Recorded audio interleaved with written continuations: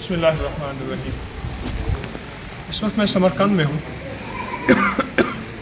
मेरे सामने इमाम मोहम्मद बिन इस्माइल बुखारी, जिनकी बुखारी शरीफ है, उनका मज़ार है।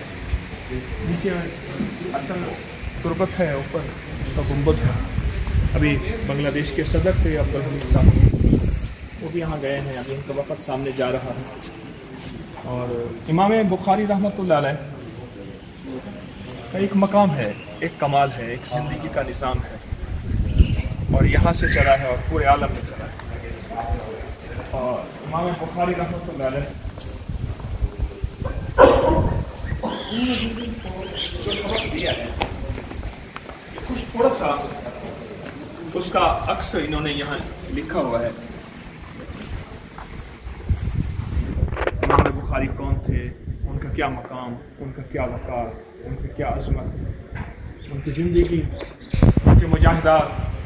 फिर सबसे बड़ी बात यह है कि इस मेहनत को करते हुए इमाम बुखारी रहमतुल्लाह अलैह बहुत मुखालफत का सामना करना पड़ा, लेकिन सारी मुखालफतें हत्ता कि शहर से निकाल दिया गया, और मुजाहिदात और कुर्बानी।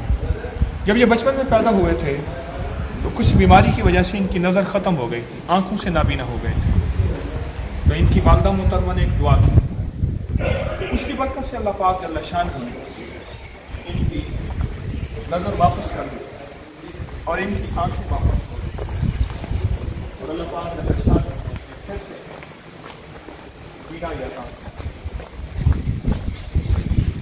इमाम बुखारी का मकाम मैं बयान कहाँ कर सकता हूँ।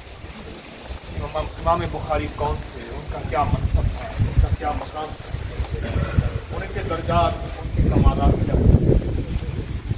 मैं तो यहाँ से जो इनके ऊपर अल्लाह की रहमत और अल्लाह का फजल और अल्लाह का करम बरस रहा है, उसकी कुछ खैरात लेने आया हूँ, अल्लाह की रहमत की खैरात लेने आया हूँ।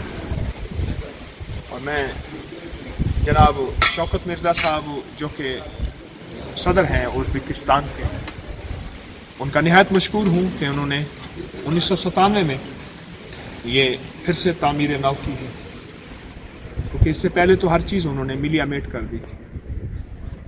और अल्लाह पाक ने ये ज़िंदगी का निज़ाम दिया है। अल्लाह पाक हम सबको इमाम बुखारी की तालीमात पे अमल की तौफीक अता फरमाए, हमारी ज़िंदगी को दीन, शरीयत, ईमान, आमाल की ज़िंदगी अता फरमाए। आमीन आमीन। वसल्लल्लाहु अला नबी अल करीम बिरहमतिका या अरहमर राहिमीन।